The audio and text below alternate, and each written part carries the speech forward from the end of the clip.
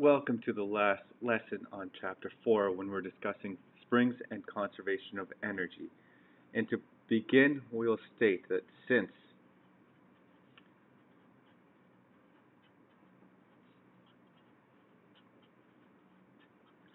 elastic potential energy is just another form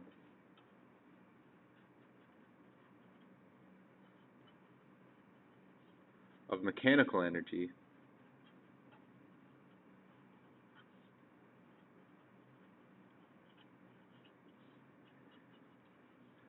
we are able to say that the law of conservation of energy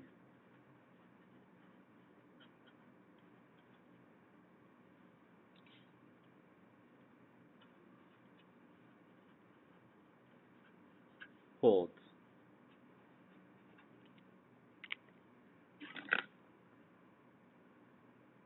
And what this basically tells us, recall that law of conservation of energy tells us that our mechanical energy initially is equal to our mechanical energy at the end.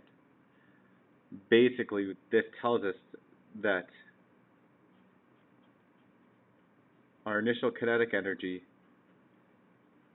added with our initial gravitational potential energy and our elastic potential energy initially is equal to our final kinetic energy added with our final gravitational potential energy and our final elastic potential energy. And we will be using these to analyze and solve different types of problems, as will be seen in our first example.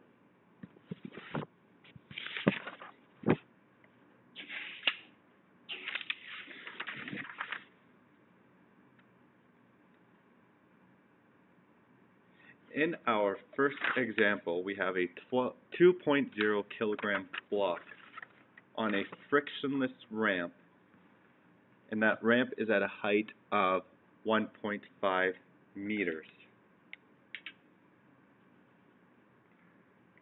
And this is located to the right of a spring that has a spring constant of 4,900 newtons per meter. If we release the block, let us figure out what the maximum compression of the spring would be and what the speed of the block would be after it has been compressed by 2.0 centimeters.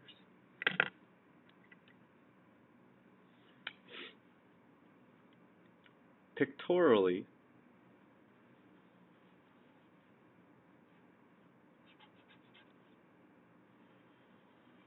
we have some spring, and to the right of that spring we have some ramp. And that ramp has a height of 1.5 meters.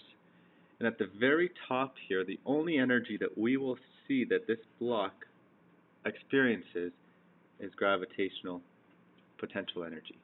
And as that block is released, this gravitational potential energy will be transformed into kinetic energy.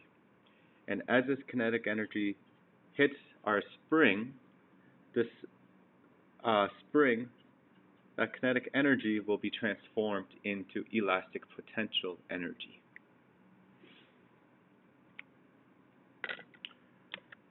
So for part A,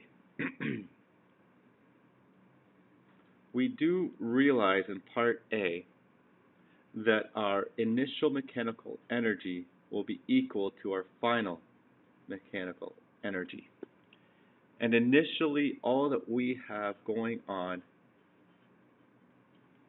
is gravitational potential energy. At the end, the only type of energy that we have for the maximum compression when it gets compressed as much as possible is merely the elastic potential energy. So the two values are equal to each other.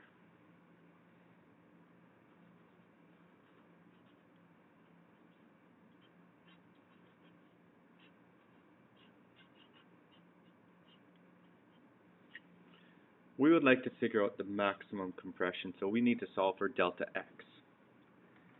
So that tells us that 2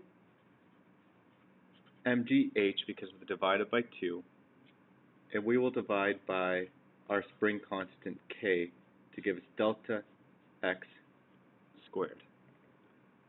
Therefore, to calculate the maximum compression of the spring, we shall take the square root of 2 mgh all over K.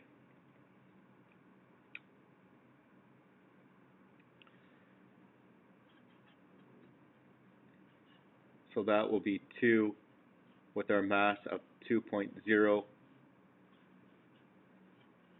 acceleration of gravity of 9.81, and that height of 1.5 meters will all be divided by our spring constant of 4,900. Delta x, therefore, is 0.1096. This tells us that the maximum compression of the spring is essentially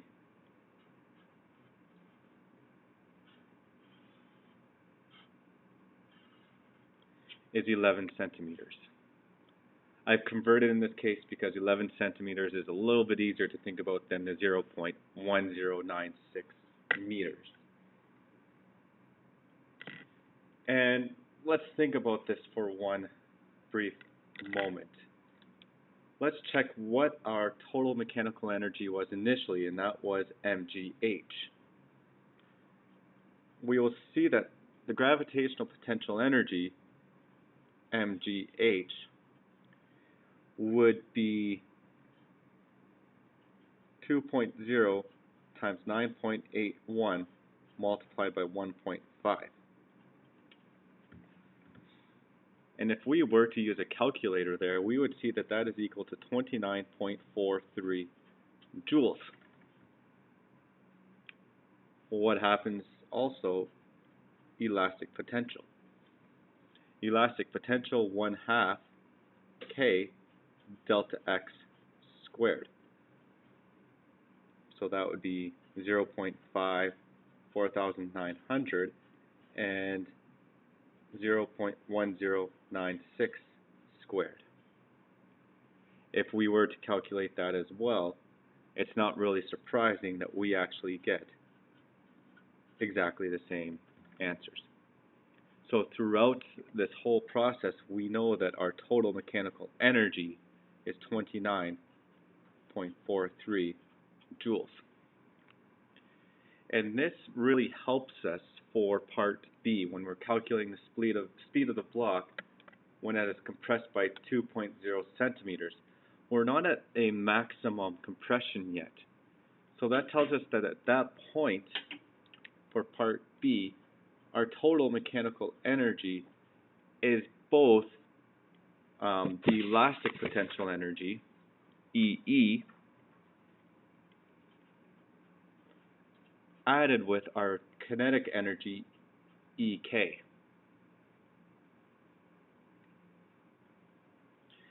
Therefore, by mere manipulation and by solving this, we would be able to see that our kinetic energy, EK, would be solved by taking ET minus EE. And this is, again, just a reminder, our delta x at 2 centimeters, so 0.02 meters. So our kinetic energy at this point is going to be the 29.43 minus 1/2 kx squared. So 4,900, 0.02 squared, which gives us 28.45 joules. And we're going to use this to calculate the speed at 2 centimeters. Because we recall that EK is 1/2 mv squared. So therefore, V will be solved by taking 2EK over m and taking that result and getting the square root.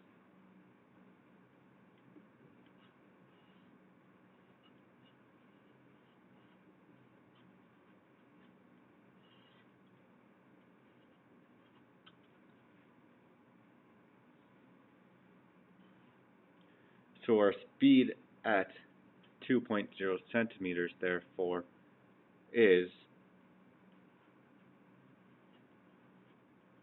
5.334. Two significant digits tells us that our speed at 2 centimeters, in this case, would be 5.3 meters per second.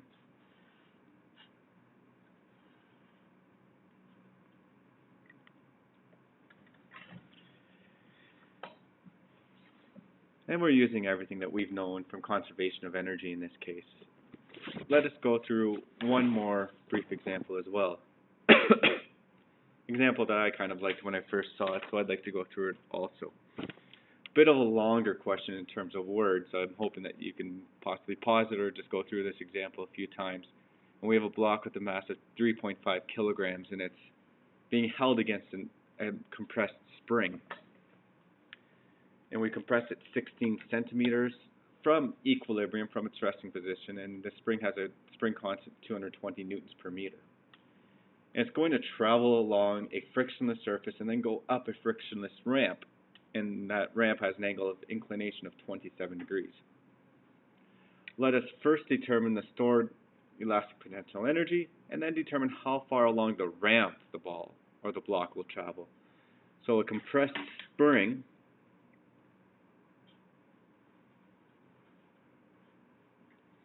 that has our block in this case, and it's going to travel along a frictionless surface and then up a ramp that has an angle of inclination of 27 degrees. So for this question, we have been given a mass of this block of 3.5 kilograms.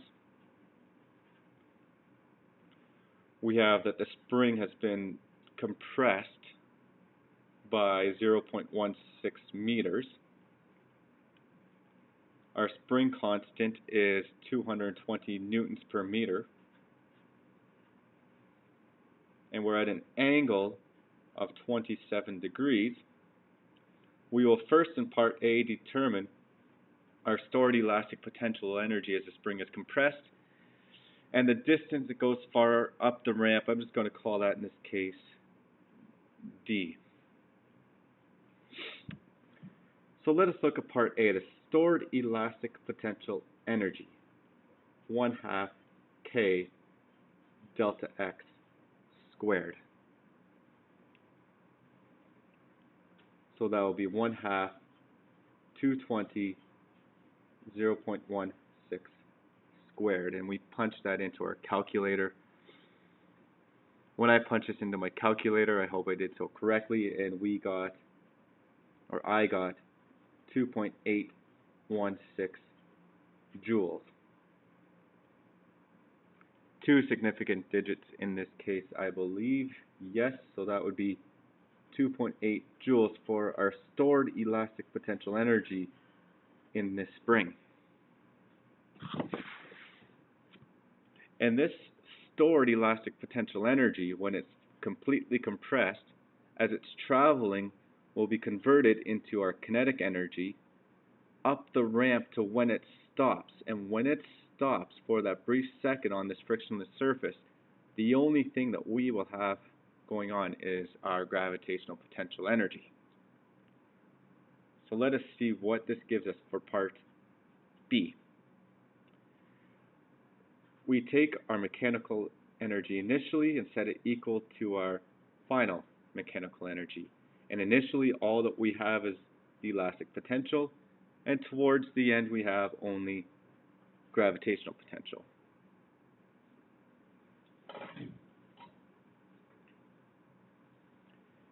So that will be EE equals mgh. Let us actually solve for what this height will be. Divide both sides by the mass and the acceleration due to gravity. So we can calculate our height to be EE over mg, and that will be 2.816 all over a mass of 3.5 and g of 9.81. And this gives us 0.082 or 8.2 centimeters up this ramp. But it doesn't really tell us from the beginning of the ramp to when it will stop. But let's think about this briefly, and I know that we are quite efficient at math. We have an angle of 27 degrees. We have that the height of the ramp that it reaches is 8.2 centimeters. We can therefore calculate d fairly easily, opposite hypotenuse, because we assume that this is a 90-degree triangle. Therefore, sine 27 degrees would be 8.2 over d. And d can be calculated by taking 8.2 all over sine 27 degrees, which when we do so, we get 18. So the distance that this block travels up the ramp, along the ramp, before it actually stops would be 18 centimeters.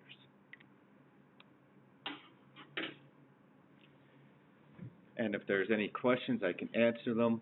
Hope that this really gives you a little bit more understanding of how to solve problems given springs and the conservation of energy.